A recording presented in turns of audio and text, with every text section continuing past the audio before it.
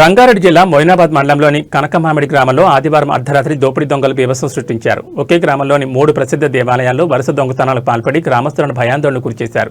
వెంకటేశ్వర స్వామి ఆలయం, శ్రీదేవి భూదేవి సమేత వెంకటేశ్వర స్వామి ఆలయంలోకి చొరబడిన దుండగులు అమ్మవార్లకు అలంకరించిన బంగారు ఆభరణాలతో పాటు హుండీలో నగదును తస్కరించారు. వెంకటేశ్వర స్వామి ఆలయం పక్కనే ఉన్న మల్లన్న స్వామి టెంపుల్లో కూడా హుండీని పగలగొట్టి సుమారు 2 లక్షల నగదును ఎత్తుకెళ్లారు. ఈ 2 ఆలయాల్లో కలిపి దాదాపు 10 లక్షల విలువైన సొత్తు దొంగతనానికి గురైనట్లు ప్రాథమికంగా అంచనా వేస్తున్నారు. ఇదే గ్రామంలోని అయ్యప్ప స్వామి దేవాలయంలో కూడా దొంగతనాన్ని ప్రయత్నించినప్పటికీ అది విఫలమైనట్టు తెలుస్తోంది. చోరీ సమాచారం అందుకున్న మొయినాబాద్ పోలీసులు తక్షణమే ఘటనా స్థలానికి చేరుకున్నారు. పోలీసులు క్లూస్ టీంలను పిలిపించి వేలిముద్రలు మరియు ఇతర ఆధారాలను సేకరించారు. ఆలయ పరిసరాల్లో ఉన్న సీసీటీవీ కెమెరాల ఫుటేజ్ను పోలీసులు క్షుణ్ణంగా పరిశీలిస్తున్నారు. నిందితులను త్వరలోనే పట్టుకుంటామని పోలీసులు ధీమా వ్యక్తం చేశారు.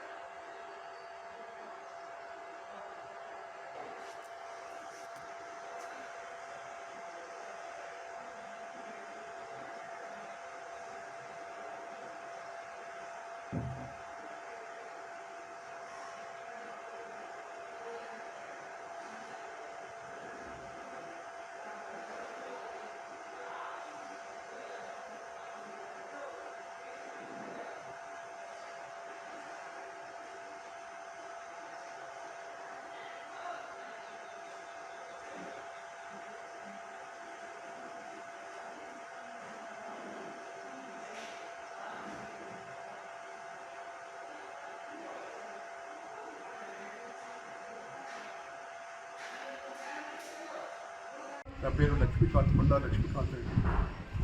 ఇక్కడ నేను మొదటి నుంచి అధ్యక్షుడిగా ఈ యొక్క కార్యక్రమాలన్నీ కూడా నేటి వరకు ఒక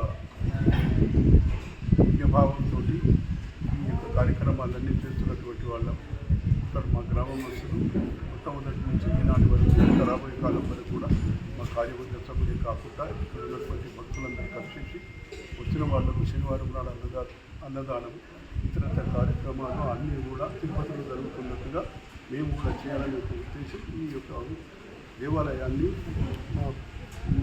రంగారెడ్డి జిల్లాని కాక ఇతర ప్రాంతాలకు తెలిసేటట్టుగా మేము చేసే కార్యక్రమాలు అన్నీ కూడా సత్సంగం చేస్తున్నటువంటి కార్యక్రమాలు. ఈ సందర్భంలో మొన్న మేము 11వ మా యొక్క కార్యక్రమాలు చేయడం బ్రహ్మోత్సవాలు చేయడం జరిగింది.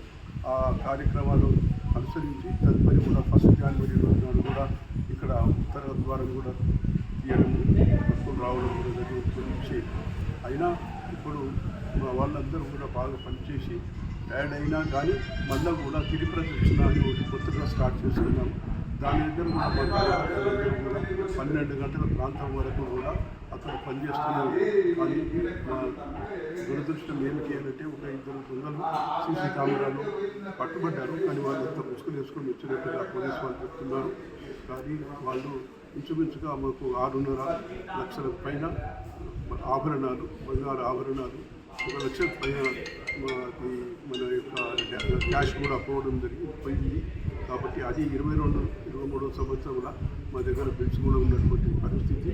అవన్నిటికి కూడా ఇంచుమించు ఈనాడు మరి బంగారం ఆలోచన చేసినట్టయితే 10 లక్షల పైన పోయినట్టుగా భావిస్తూ ఉన్నాము. ఏది ఏమైనా మరి ఇప్పుడు మాకు తెలిసిన వాళ్ళే కాక ఇక్కడ లోకల్గా ఉన్నటువంటి పోలీస్ వాళ్ళు, పోతే ఇతర క్రైమ్ బ్రాంచ్ వాళ్ళందరూ కూడా ఇచ్చేసి ఈ యొక్క కార్యక్రమాన్ని ఏ విధంగా ఎట్లా అనేది ఎప్పుడైంది ఏ సంగతి తెలుసుకొని వారి మీద కఠిన చర్య తీసుకోవాల్సిందిగా, పోతే దానికి రికవరీ కూడా చేయవలసిందిగా మేము ఒక కంప్లైంట్ కూడా అందరం కలిసేసి మైనాబాద్ ఇన్స్పెక్టర్ గారికి ఇవ్వడం జరుగుతూ ఉంది.